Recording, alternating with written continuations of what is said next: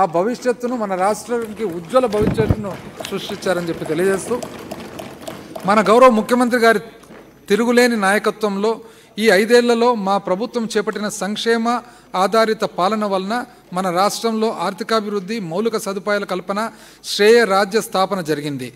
విభిన్న కార్యక్రమాలు, స్ఫూర్తిదాయక పథకాలు మరియు విస్తృత విధి విధానాల సమ్మిళితమై మన రాష్ట్ర ప్రజల ఉజ్వల భవిష్యత్తును స్వయంగా ఎవరికి వారే లిఖించుకునే విధంగా స్వయం సాధికారత పొందే దిశలో వారిని నడిపిస్తున్నాయి. మన ముందున్నది మన రాష్ట్రం యొక్క దృఢమైన ఉజ్వల భవిష్యత్తు. ఈ సందర్భంగా అధ్యక్ష, స్వామి వివేకానంద గారి స్ఫూర్తిదాయకమైన మాటలను గుర్తు చేస్తున్నాను అధ్యక్ష. మనము ప్రస్తుతము పునఃస్థితికి మనమే బాధ్యులము. మనం భవిష్యత్తులో ఎలా ఉండాలి అనుకుంటున్నామో అది నిర్ణయించే శక్తి మన చేతుల్లోనే ఉంది. మనం ఇప్పుడు ఉన్న స్థితిగత చర్యల ఫలితం అయితే భవిష్యత్తులో మనం ఉండబోయేది మన ప్రస్తుత చర్యల మీద ఆధారపడి ఉంటుంది. కాబట్టి మనం ఎలా వ్యవహరించాలో తెలుసుకోవాలి. ఈ మాటలతో బడ్జెట్ను గౌరవ సభ ఆమోదం కోసం నేను సమర్పిస్తున్నాను అధ్యక్ష. జై ఆంధ్రప్రదేశ్, జై.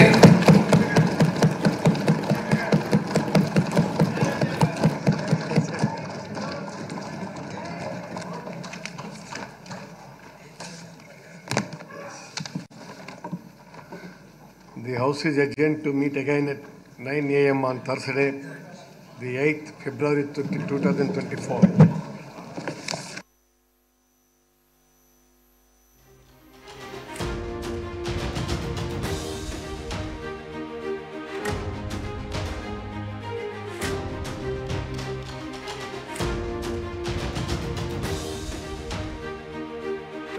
$85,000 కోట్ల అధ్యక్ష ఇంచుమించు అవాతాతలకు ఇచ్చిన పెన్షన్. ప్రజా పంపిణీ వ్యవస్థ. మా ప్రభుత్వం ప్రజా పంపిణీ వస్తువులను ప్రజల ఇంటి ముంగిటికే సరఫరా చేయాలనే ఉద్దేశంతో 9,260 సంచార పంపిణీ వాహనాలను ప్రవేశపెట్టింది. ఇది వృద్ధులు, వికలాంగులు మరియు వేతన కార్మికులు ఎదుర్కొంటున్న కష్టాలను తొలగించింది. సంచార పంపిణీ వాహనాల యాజమానులై షెడ్యూల్ కులాలు, షెడ్యూల్ తెగలు, బలహీన వర్గాలు మరియు అల్పసంఖ్యాక వర్గాలకు చెందిన వారికి ఇది లాభదాయకమైన ఉపాధిని కూడా అందించింది. మా ప్రభుత్వం 2019-2023 సంవత్సరాల మధ్యకాలంలో చేసిన వ్యయమును 29,628 కోట్ల రూపాయలు కాగా 2014-19 సంవత్సరాల మధ్య కాలంలో బియ్యం సబ్సిడీ కింద చేసే వ్యయము కేవలం 14,256 కోట్ల రూపాయలు మాత్రమే అధ్యక్ష. కుటుంబంలో సంపాదించే కుటుంబ పెద్ద దురదృష్టవశాత్తు మరణిస్తే ఆ పేద కుటుంబాన్ని ఆదుకోవాలనే ఉద్దేశంతో గౌరవ ముఖ్యమంత్రి గారు వైఎస్ఆర్ బీమా పథకాన్ని ప్రారంభించారు.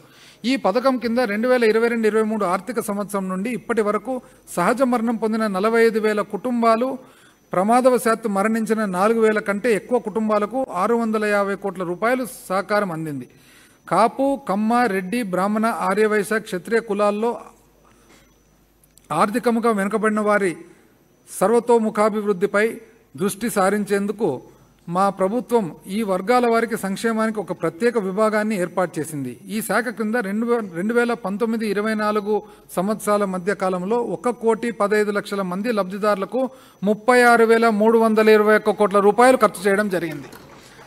వైఎస్ఆర్ కళ్యాణమస్తు మరియు వైఎస్ఆర్ షాదీ తోఫా పథకాల కింద షెడ్యూల్ కులాలు, షెడ్యూల్ తెగలు, వెనుకబడిన తరగతులు, వికలాంగులు మరియు ముస్లింలకు చెందిన 46,329 మంది లబ్ధిదారులకు 350 కోట్ల రూపాయలకు పైగా పంపిణీ చేశాం.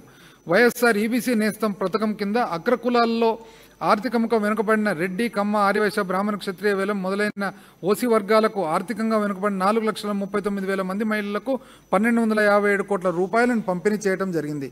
వైఎస్ఆర్ కాపు నేస్తం కింద కాపు, బలిజ, తెలగ, ఒంటరి సామాజిక వర్గాలకు చెందిన 3,57,000 మంది మహిళలకు 2,029 కోట్ల రూపాయలను పంపిణీ చేశాం. కాపు సామాజిక వర్గ సంక్షేమానికి మా ప్రభుత్వం ఇప్పటి వరకు ప్రత్యక్ష నగదు బదిలీ మరియు ఇతర పథకాల ద్వారా 77 లక్షల మందికి 39,247 కోట్ల రూపాయలను బదిలీ చేసింది. ఐ రిపీట్ అధ్యక్ష. కాపు సామాజిక వర్గ సంక్షేమానికి మా ప్రభుత్వం ఇప్పటి వరకు ప్రత్యక్ష నగదు బదిలీ మరియు ఇతర పథకాల ద్వారా 77 లక్షల మందికి 39,247 కోట్ల రూపాయలను బదిలీ చేసింది. వైఎస్ఆర్ నేతన్న నేస్తం పథకం కింద 81,783 మంది లబ్ధిదారులకు 983 కోట్ల రూపాయలను పంపిణీ చేశాం. జగనన్న తోడు పథకం కింద 16,73,000 మంది వీధి వ్యాపారులు, చిన్న వ్యాపారులు మరియు చేతి వృత్తుల వారికి 3,374 కోట్ల రూపాయలను పంపిణీ చేయడం జరిగింది.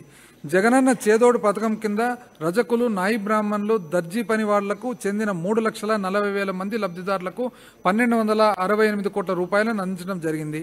వైఎస్ఆర్ వాహనమిత్ర పథకం కింద 2,78,000 మందికి పైగా టాక్సీ, క్యాబ్ మరియు ఆటో డ్రైవర్లకు 1,305 కోట్ల రూపాయలు ఆర్థిక సాయాన్ని అందించాము. వైఎస్ఆర్ లా నేస్తం కింద 6,069 మంది జూనియర్ న్యాయవాదులకు 3 సంవత్సరాల నుండి నెలకు 5,000 రూపాయల చొప్పున భృతిని అందిస్తున్నాం. జాతీయ గ్రామీణ ఉపాధి హామీ పథకం NRGA కింద 2023 సంవత్సరం డిసెంబర్ నెల చివర వరకు 2,141 లక్షల పని దినాలు కల్పించాము. దీని క్రింద 45 లక్షల కుటుంబాలలోని 72 లక్షల మందికి వేతన ఉపాధి అవకాశాలు కల్పించబడి 15 రోజుల్లో చెల్లింపులు చేయబడ్డాయి. గౌరవ ముఖ్యమంత్రి గారు